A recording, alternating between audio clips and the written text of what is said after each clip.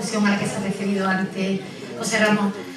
Y bueno, que pudiéramos plantear aquellas dudas que nos ha podido suscitar o generar alguna de las intervenciones o las intervenciones en sí, y si está en nuestra mano y en la suya poder resolver algunas de las dudas que podáis tener, o si queréis incluso debatir algo que realmente aquí no se haya tratado, pues nosotros estaremos encantados en ir trabajando con vosotros todas esas dudas que pudieran surgir, ¿vale? Así que podemos pasar a un turno de preguntas. Yo estaré aquí un poco moderando, por si veo que hay ahí algunas manos levantadas o lo que sea, y rompemos alguno del... Yo, respecto a lo que ha dicho José Ramón, dos puntualizaciones. Primero, que en el momento de conflicto, ¿no? Esto que alguna vez podemos pecar de excesiva euforia. Levantaros, y hacen preguntas que vamos a grabar. A ver quién pregunta ahora. La cuestión, yo que creo que es importante no dilapidar la función educativa de lo que viene después, ¿no? Porque el chaval va a tener que seguir quedando en la casa, va a tener que seguir interaccionando con el resto de educadores, ¿no? Entonces es importante que el que lleve el peso de la intervención, obviamente, es el educador, pero que el educador tampoco pierda la cabeza, porque puede pasar que castigado sin salir, sin paga, sin no sé qué, no sé cuánto, para ir para abajo, y lo último que le queda es castigado sin respirar, y eso va a ser complicado, ¿no? Entonces, si llega a pasar eso, al chaval no le queda nada. Como no le queda nada, todo le da igual, ¿vale? Y nos hemos quedado sin herramientas educativas para obtener intervenciones que siempre van a ser necesarias, ¿no? Además, sumando a esto, distintos educadores no imponiendo sanción sobre sanción. O sea, que esto puede llegar a un momento que y al final el chiquillo también acaba sancionado todo, aunque sea por distintas personas, ¿no? Y después que a la hora de comunicarle la sanción, tengamos en cuenta dónde se la comunicamos. O sea, Ramón más o menos decía que, hombre, la cosilla no es, pero el sitio físico es importante, porque el despacho del educador intimida. No sé si tenéis el despacho de educador como tal, ¿no? Por el hecho de ser el despacho del educador intimida. Y la receptividad que puede tener el chaval no es la misma, porque ya está, perdón la expresión, está acojonado. O sea, ya ha llegado y está acojonado porque está en el despacho del educador, ¿no? Entonces, respecto a lo que decía José Ramón, el jardín, por ejemplo, que nosotros tenemos esa posibilidad, pues mira, hablamos tranquilamente, es un espacio neutro para los dos y aquí podemos debatir lo que quieran. Tampoco en su habitación es su espacio, se hace fuerte, y entonces tampoco hay sistema, simplemente eso.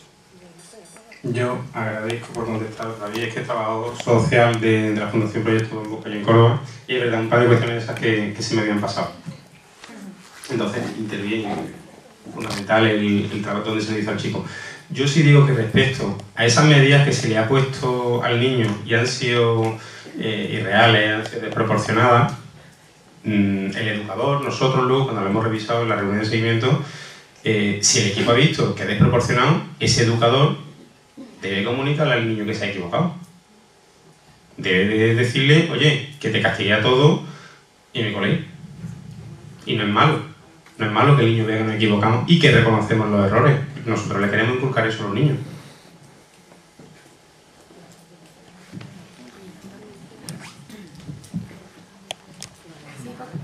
Sí, bueno, quería hacer una puntualización. O sea, se está hablando mucho de los castigos, ¿no? de las sanciones. Pero bueno, yo realmente por experiencia, y yo he sancionado mucho, ¿no?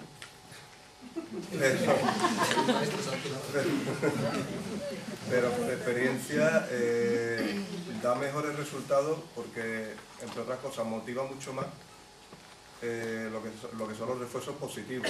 Pero eso sí he visto que no se está hablando más de las sanciones que de lo que es refuerzo positivo. Cuando yo, ya te digo, o sea, por experiencia, he visto que es mucho más efectivo. ¿Por qué? Porque, o sea, y lo digo por experiencia, tanto cuando he trabajado con menores, estoy trabajando con menores, como experiencia personal mía. O sea, yo cuando era adolescente, a mí me motivaron. Y gracias a eso estoy hoy aquí. Entonces, todo eso, eso es algo que siempre lo tengo marcado en la cabeza de hierro siempre que estoy trabajando con menores, ¿sabes? Entonces, Yo lo comparto plenamente. Yo lo que pasa es que sí me quedo en la superficie. Vamos a hablar del conflicto. Y cómo resolver el conflicto, cómo disminuir el conflicto, cómo tratarlo. No sanciones ante una acción o, evidentemente, he puesto algún ejemplo, todo o más han ido en esa línea, porque suele ser la más común. Suele ser la más común. Nosotros reprendemos, nosotros sancionamos, castigamos, lo que decía antes, medida educativa, una frase buena. sí, pero... o sea, No, y digo, y es un error, me refiero, pero no he entrado en profundizar sobre qué hacer después de cuando el niño haya llegado tarde.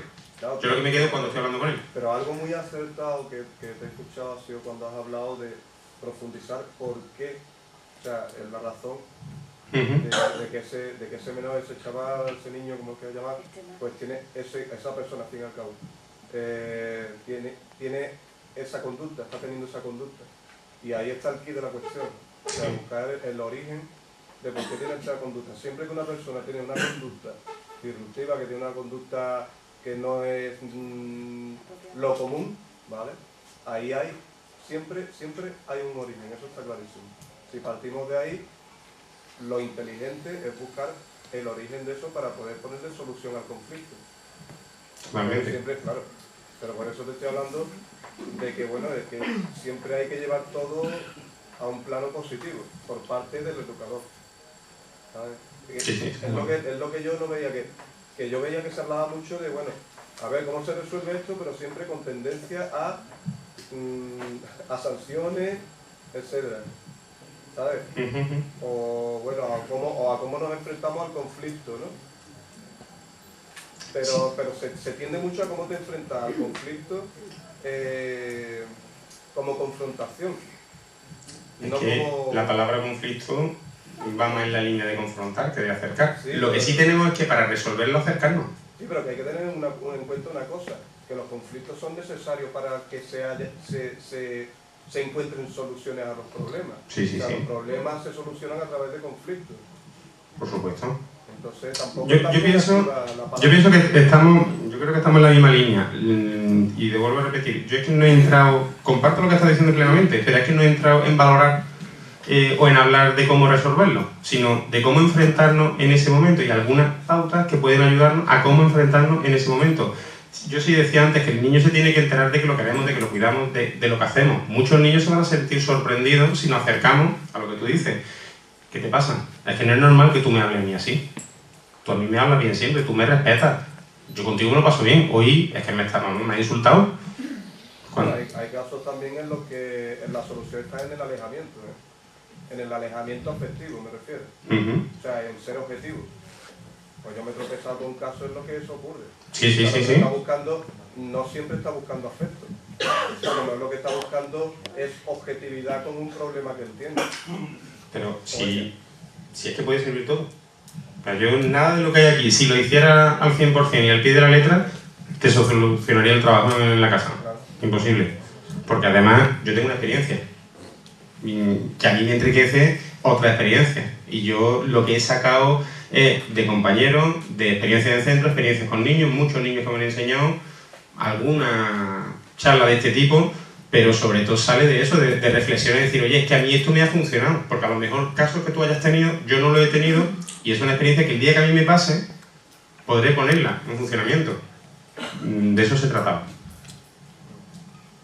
Bueno, yo tengo una pregunta para Cristóbal, que yo creo que parte de la gente de aquí del centro pueden estar bastante interesada cuando hablaba de las aulas de convivencia, porque esto está regulado que es el centro el que decide si tiene aulas de convivencia.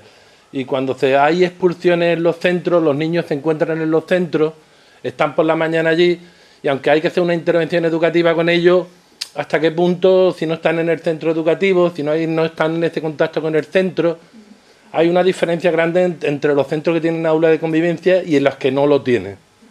No hay manera de arbitrar estas posibilidades como se hace con justicia, que pudieran estos niños si estuvieran en el centro educativo. Bueno, te contesto un poco.